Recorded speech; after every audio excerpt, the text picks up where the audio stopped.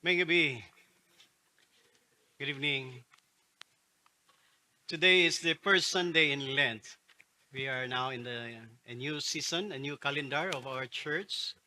And in Lent, there are actually 40 days. You count 40 days starting last Wednesday, excluding Sundays. You don't count Sundays. And if you count starting last Wednesday, it will end in the Saturday before Easter. So that's the 40 days of Lenten season. And in this time of 40 days of Lenten season, it is observed by the church so that the faithfuls, uh, the believers, would also journey with Jesus as he prepares himself, as he offered himself by dying on the cross. We will be exposed to readings that highlights his divinity and also his struggles. But more than that, we will be exposed to the hearts of Jesus in our readings on Sundays.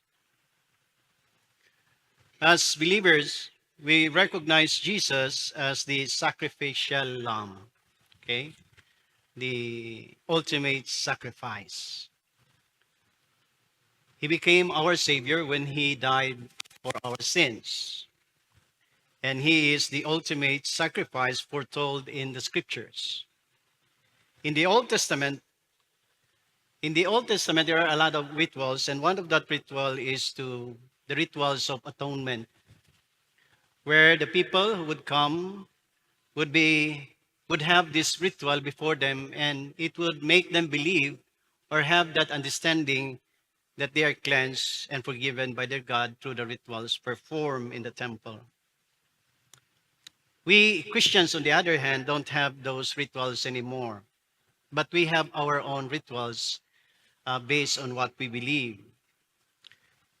It does not say that we are actually discrediting the old practice, the old rituals in the temple, or how the Jewish have their own interpretation of how God will cleanse them from their sinfulness. But we believe that the rituals performed in the olden times were actually foreshadowing. It was actually a preparation for the ultimate sacrifice that will be performed by Jesus Christ. We are not saying that all those things in the scripture or the olden times were not valid. They are still valid. But we believe that they were all preparing for the great sacrifice, and that is the life of Jesus Christ. And that is why we always say Christ died once and for all. So some critic would say, so why we keep on repeating all this celebration if it has been done once, so we will go and celebrate our life without all these things. But then again, the purpose of this is to remind us. The purpose of our ritual in our Christian growth is to remind us of the things Christ has performed for us, particularly in the Lenten season. There are a lot of ceremonies, like the Monday, Thursday, the washing of feet. What else? On Good Friday, we have rituals in Good Friday. We have the seven last words. We are not repeating it for the sake of experiencing its power. We are repeating it to remind us of what Christ has done for us. Okay? It has been done already, and it will not be repeated because the efficacy of it is once and for all.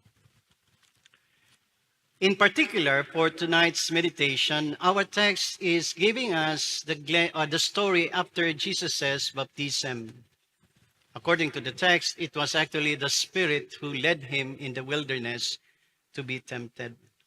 You know, there are a lot of things we have learned about this temptation of Jesus, and I would like to give a summary or um, an analysis of the text. First, it proves that knowing your scripture is important because most of the attacks of the opponents or the enemy of God were actually repulsed or combated by a verse. Jesus did not argue or give a new interpretation. He did not explain the way he answered the temptation of Satan. Instead, he answered immediately by quoting a verse. Okay? He did not explain something. Now, have you noticed that? The great temptation did not receive any great discourse. Maybe there was, no? But I think for contingency, they could not write everything. The great temptation, take note of that. This is the greatest temptation recorded in the scripture. It has no discourse. It only has scriptures. Okay, so it it pays to know your scripture. No, that's one. Do you know your scripture? Okay. Are you in touch with the word of God? Okay. So that's one of the things we can notice here. And the test comes in three forms. And somehow we try to associate that with the physical needs, the need for self edification, self realization. But they are all, in simple terms, temptations. Although they varies in their form, but the intention was to really tempt Jesus. So those are the things we can easily see or observe in our text, the need to really appreciate the power of the word of God. As to the meaning of each temptation, I will not so much discuss that because I believe you know part of it. However, I would like to share only two things. First, let us understand two spiritual battles that we encounter, and that is testing and temptation. Okay? As we grow, as we desire to follow Jesus Christ, there are two battles that we encounter in our journey, and they are testing and temptation. And what is the difference of this? Of course, they are the same. It starts with letter T, testing and temptation. But they are different in terms of its emphasis and objective. A test, as a test, just like in your studies, a test is what? A tool to determine your learnings. Okay? It is not meant to discourage you. Okay? Is that- Except if, I don't know, kung ang iyong result zero, of course. But the objective of test is to determine how far you have learned. And if you fail, it means that there are still a lot of things you need to learn. Okay? It is not to discourage you. So the goal of testing is to determine the character that is in us. A test measures our endurance and resilience in the midst of pressures. It is not about passing or failing. It is to determine what character you possess. It's about discovery as to your nature as a person. It points to our strength and highlights exactly where we need to grow more.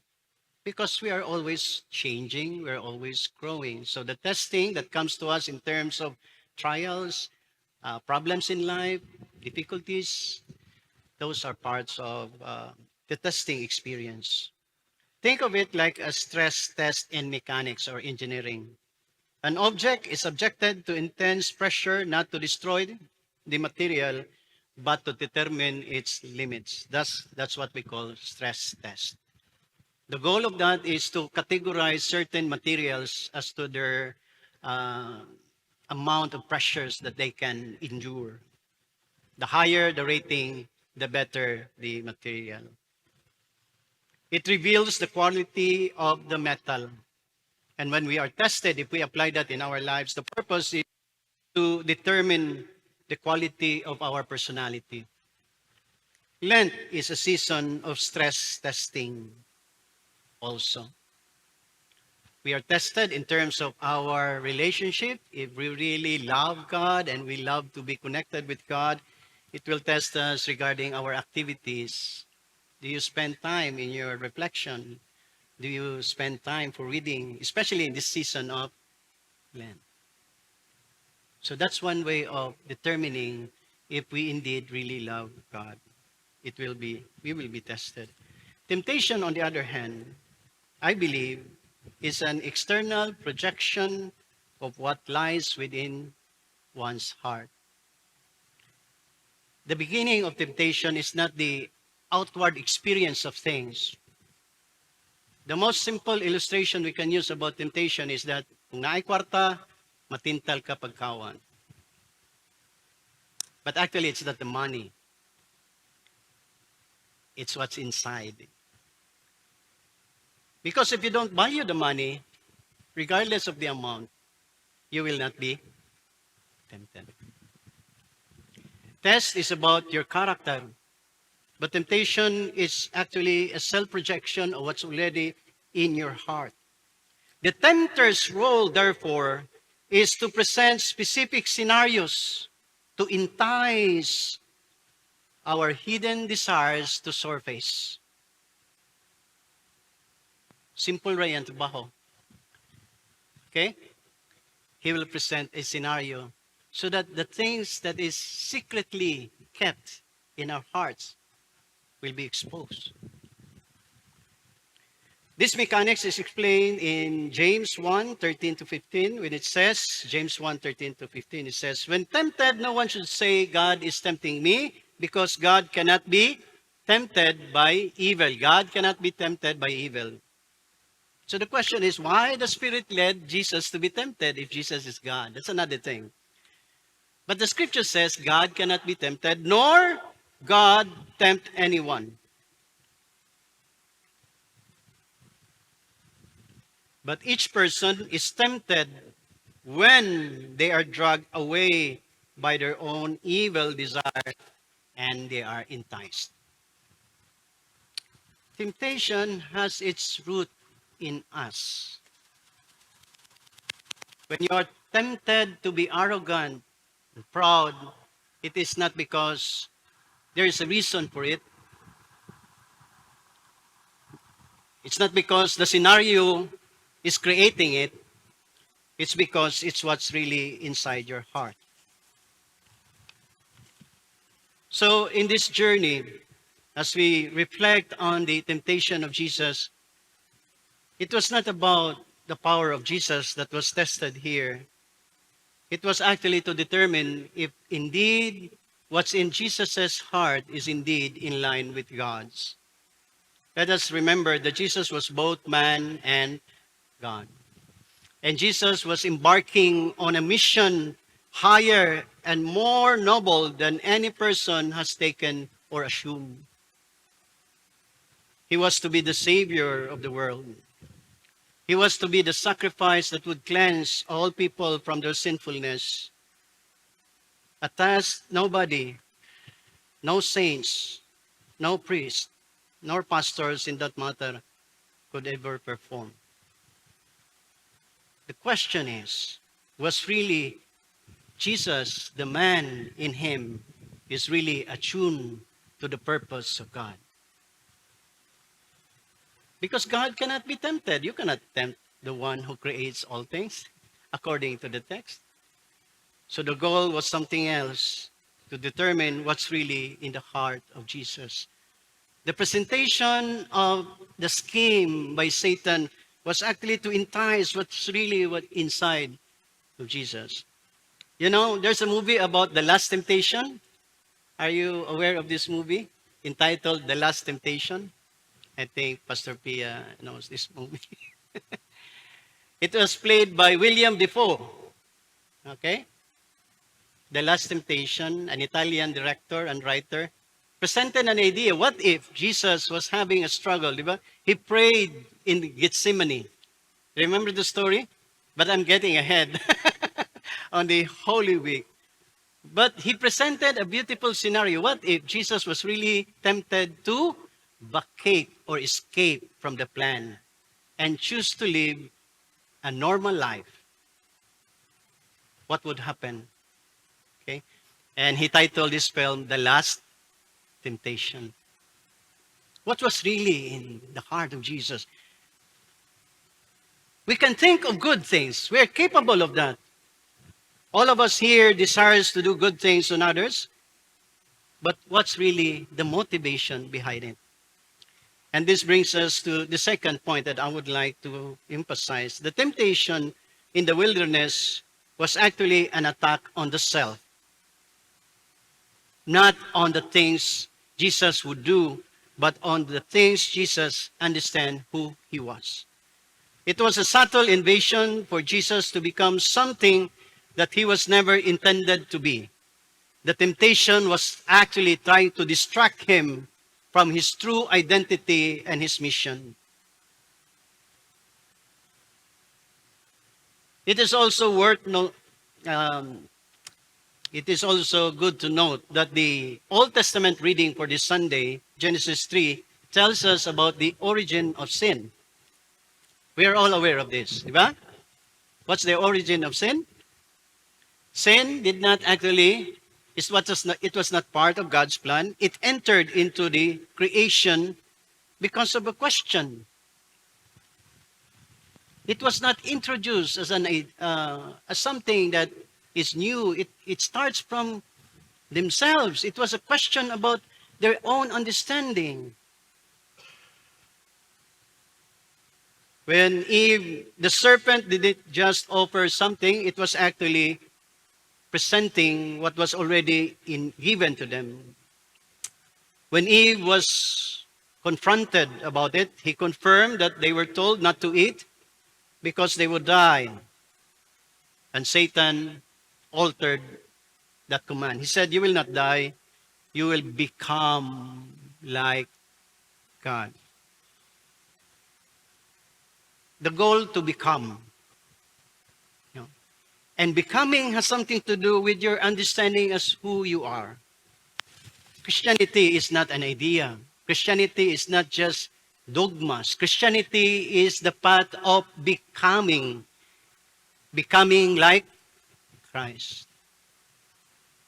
And the only way for you to become like Christ is to understand who you are. We have just sung this, okay? It's who you are, who you Diba? You praise God for who He is.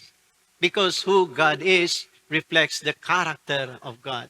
The character of God reflects the things God will do because that's who God is. At the core of our journey, it's about becoming the kind of person that God intends us to be. Yes, we can advocate for social change, we can fight for what is just, but still the same, we can fall into the mark God has set for us. It does not mean if you're good in social things, like helping others, you can inherit eternal life. Because we are not saved by our deeds. So it has something to do by knowing who you are. And we see the same pattern in the wilderness. The devil begins or started by challenging Christ's understanding of himself. He challenged how Jesus Christ perceived himself. He said, "If you are the Son of God." Of all things Satan could have thought of, he's smarter than any of us, I think. Do you think? Smart, bright pa siya sa summa cum laude. Of all things he could use, he starts with a very simple question that even a high school student can ask. If God is good, why bad things happen? Diba? If you're a Christian, why do you act like that? Simple, no? But it is not easy to answer. And that's the scheme of Satan here. No rhetorics, no profound ideas or theological discussion, just a challenge to how Jesus Christ perceived himself. He said, "If you are the Son of God, tell the stones to become bread." It's not about the power that Jesus, it's about his identity. Actually, The real temptation here, in my understanding, was not about hunger or the power to elevate it or to change it. The most important word in the temptation is if. Satan did not say, I challenge you. Okay. Satan wants to let Jesus struggle by himself. If you are the Son of God, are you? And if Jesus would say, yes, then why don't you do something? And if he would say, I'm not, then you're not qualified to be the Savior. Do you know the consequence of that question? Sometimes our temptation is to doubt our place before God. Our temptation is not just about doing bad things, but most of our temptation has something to do with our understanding as to who we are. When we start to doubt who we are, our action follows. You're the Son of God. Of course, we cannot say that we are the Son of God. Okay? But who are we? Who are you? Simple ra kaayo, but that's how Satan challenged God. If you're the Son of God, why don't you jump? As I've said, I will not explain more of that. I find it relevant in our context to, once again, especially as young people, to understand because we are in the stage of self-identification. We want to become something. We want to be uploaded. We want to be recognized. But who are you really? What kind of person do you desire to become? In our goal, I always hear this, we want to become like Jesus. Char. Jesus good? Really? The man who was slapped, spotted, ridiculed, tortured, the man who was doing good things, and yet he was abandoned. You want that? Di magani mo kapailob. Really? He cured all the sickness of the people who would seek his help. He fed them. He taught them. And yet, in spite of all these things, he was torn over to be tortured. And yet, the first word he offered was forgiveness. This is the kind of Jesus we want to be. Seriously. Huh? Gamay problema ang luod. Gamay ang issue, we compare ourselves with others. But we can explain wonderful things about this man, Jesus. You see? So the temptation is not really to do bad things sometimes. Of course it is. But sometimes the greatest temptation is to forget who we are. Because when we miss who we are, our conduct, ways of dealing with people, our character follows. But if we know who we are God's forgiven, accepted people, then we follow the life of Jesus. I cannot tell you how it will be done, nor can elaborate for you more on this. It is between you and the Spirit that God will give unto you. If you will spend time during this Lenten season to journey with God, as you spend more time with His Word, because that's how Jesus Christ empowered Himself against the temptation. But more than that, it was about His own identity. He knows that He is of God. And so He said, do not tempt. What was the conclusion? It is said in the scripture, worship God and God alone. He knows who He was. In spite of the great tendency of the human side of Jesus, he knows that he was of God. I hope in this Lenten season, you will discover something divine in yourself, because that's what God created us for. We are created to be light of the world. We are created to be the salt of the earth. Friends, in this Lenten season, pray that God will journey with you and you will journey with him. Amen.